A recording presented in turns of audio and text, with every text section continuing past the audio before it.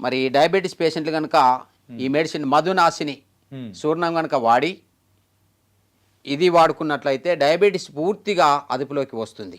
Okay okay, మనము దాంతోపాటు ఈ లీవ్స్ మీకు కనబడుతున్నాయి కదా, ఇది పొడపత్రి అండి, మధునాశిని. ఇది రోజుకొక ఆకు గనక మనం తిన్నట్లయితే షుగర్ లెవెల్స్ పూర్తిగా నార్మల్కి వస్తాయి. ఓకే, ఈ మాకు సార్ అది ఇది మధునాశిని పొడపత్రి. పొడపత్రి ఓకే, చాలా బాగా పనిచేస్తుందండి. మరి ఈ ఒక్క ఆకు గనక మనం తిన్నట్లయితే మనము 1 కేజీ షుగర్ నోట్లో వేసుకున్నా తీపి ఉండదు. మధునాశిని అంటే ఆ పేరులే కనబడుతుంది. మధు అంటే తీపి, నాశిని అంటే దాన్ని నాశనం చేసేది. కాబట్టి దీనికి మధునాశిని అని పేరు పెట్టారు. షుగర్ని నాశనం చేసేది అన్నమాట. దీన్ని నమిలి మనం చక్కెర నోట్లు వేసుకుంటే ఇసుక బుక్కినట్లుగా ఉంటుంది. అసలు దీని టేస్ట్, చక్కెర యొక్క టేస్టు పూర్తిగా నిర్వీర్యం అవుతుంది. అంత బాగా పనిచేస్తుంది. ఇది ఇంకా చాలా ఉపయోగకరంగా మనకు పనికొస్తుంది. కాబట్టి దీంతో మేము తయారు చేసినటువంటి చూర్ణం ఇది. మరి డయాబెటీస్ స్పెషల్ మెడిసిన్ ఇది మధునాశిని. ఓకే, దీన్ని వాడుకున్నటువంటి వారికి షుగర్ లెవెల్స్ పూర్తిగా నార్మల్కి వస్తాయి 1 మంత్లో. సార్ ఈ డయాబెటీస్లో కూడా టైప్స్ ఉన్నాయి కదా సార్? ఓకే, టైప్ 1 టైప్ 2 ఉంది. కాబట్టి టైప్ 2 వాళ్ళకు మాత్రం తొందరగా ఒక 1 మంత్లో పూర్తిగా నార్మల్కి వస్తాయి. మరి టైపు 1 వాళ్ళకు మాత్రం కొద్దిగా టైం పడుతుంది. ఓకే, ఎక్కువ కాలం వాడాల్సి ఉంటుంది, జీవితకాలం కూడా వాడాల్సి ఉంటుంది. ఓకే, కానీ వాళ్ళ ప్రాణానికి ఎలాంటి హాని కాకుండా కాపాడుతుంది.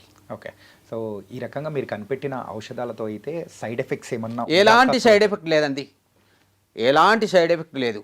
ఇంతవరకు ఎవరు చెప్పలేదు. నేను కనిపెట్టిన మెడిసిన్ ఇది ఏదైనా నేను ముందు వాడుకుంటాను, నా మీద ప్రయోగం చేసుకుంటాను. ఓకే, ఎందుకంటే కోతుల మీద ప్రయోగం చేస్తే నాకు ఇట్లా అవుతుందనేది చెప్పదు, ఎలకల మీద ప్రయోగం చేస్తే నాకు ఇట్లా అవుతుందనేది చెప్పదు. నాకు జ్వరం వచ్చింది, నాకు నొప్పి వచ్చింది, నాకు బ్రెయిన్కి ఇది అవుతుంది, అలాంటి సమస్యలను అవి చెప్పలేవు కదా, మాట్లాడలేవు కదా. వాటి మీద చేసినటువంటి ప్రయోగము వాటికి ఇట్లా అవుతుంది అట్లా అవుతుందని మనం చూసి గ్రహించడమే తప్ప వాటికి జరిగే అటువంటి పరిణామాలు, వాటికి కలిగే అటువంటి ఇబ్బంది అవి చెప్పలేవు. కాబట్టి ఈ మెడిసిన్ ఏదైనా ఒకటి కనిపెట్టినప్పుడు నా మీద నేను ప్రయోగించుకుంటా. ముందు నాకెలాంటి హాని జరిగినా ఇంకా వేరే ఔషధాలు ఉంటాయి నన్ను నేను తిరిగి కాపాడుకోవడానికి. కాబట్టి ప్రజలకు ఎలాంటి హాని జరగకుండా ఉండడానికి ముందు ప్రతి మెడిసిన్ నేను వాడతా. ఓకే, ప్రతి మెడిసిన్ నేను తింటా. తలకు రాసుకునే నూనె నేను తలకు రాసుకుంటా, చర్మానికి రాసుకునేదైనా చర్మానికి రాసుకుంటా. మరి ప్రతి పౌడర్ని నేను తింటాను. ఓకే, తిన్న తర్వాత నాకు ఎలాంటి హాని కాలేదు అనుకున్నప్పుడు నా బంధువులకు ఇస్తా, నా కుటుంబీకులకు ఇస్తా, నా స్నేహితులకు ఇస్తా. తర్వాత పేషెంట్లకు ఇచ్చి వాళ్ళ నుండి బాగుంది అన్నప్పుడు పరిశోధనకు పంపిస్తా. పరిశోధన చేసి గుడ్ రిజల్ట్, ఎలాంటి సైడ్ ఎఫెక్ట్ లేదని పరిశోధన వాళ్ళు తేల్చి చెప్పినప్పుడు ఫ్రీగా మెడికల్ క్యాంపు పెట్టి పంపిణీ చేస్తా. ఓకే, ఆ తర్వాత కూడా సేలింగ్ కొరకు దీన్ని ముందుకు తీసుకొస్తా. ఓకే, ఎలాంటి సైడ్ ఎఫెక్ట్ లేదు. ఎందుకంటే ఇందులో కలపబడినటువంటి ప్రతి మెడిసిన్ నాకు తెలుసు, అది ఎలాంటి సైడ్ ఎఫెక్టు లేనటువంటి దాన్నే నేను వాడతాను. ఓకే, కాబట్టి మరి కొన్నిసార్లు విషపు మొక్కలు కూడా ఉన్నాయి, కానీ అవింటిని నేను వాడను, అవి నా దగ్గరికి రానివ్వను.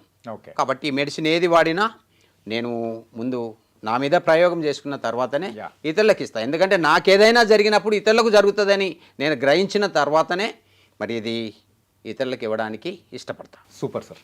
ఎందుకంటే ఫస్ట్ ఏదైనా మీరు ఇందాక చెప్పిన విషయంలో ఇప్పుడు కోతుల మీద కానీ ఎలకల మీద కానీ ఏదైనా వాడినప్పుడు సో వాటికి ఏది బాధ ఉంది ఏంటి అనేది చెప్పుకోలేవు. కానీ మన మీద మనం వాడుకున్నప్పుడు దానికి అర్థమవుతుంది. అర్థమవుతుంది. కానీ దీని గురించి మాత్రం చాలా చక్కగా వివరించారు సార్.